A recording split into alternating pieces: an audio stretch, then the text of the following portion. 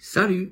Alors voilà, c'est pour moi bientôt l'heure de dormir et je pense à ce verset qui dit que en vain vous couchez-vous tard, vous levez-vous tôt, Dieu en donne autant à ses bien-aimés durant leur sommeil. Et puis je trouve extraordinaire cette parole.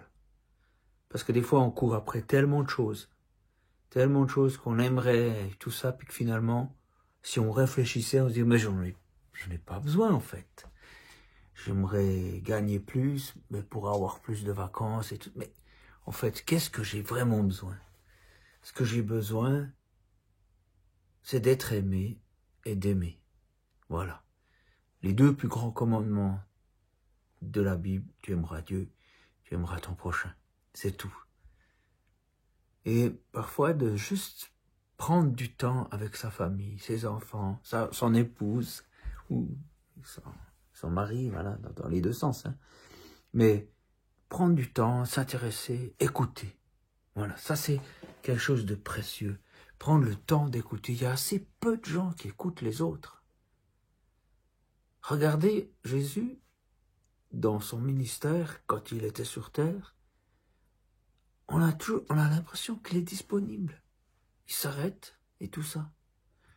Et peut-être que ce serait une chose de prévoir peu de choses, de pas prévoir, de rien faire pour pouvoir être disponible pour les autres, pour pouvoir s'arrêter et aimer les gens, plutôt que de courir après quoi, on sait même pas. On le fait parce que c'est comme ça, parce qu'on a peur de perdre un job, on a peur de ci, on a peur...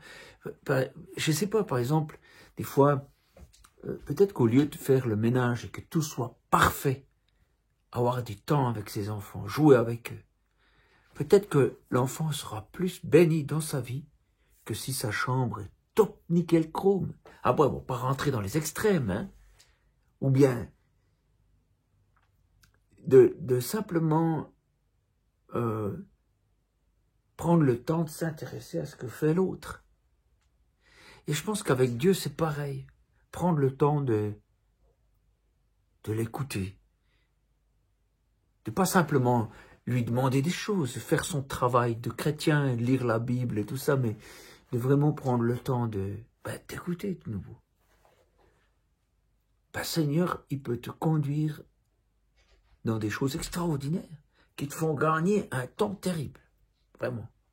Donc, c'est pas une perte de temps, en fait.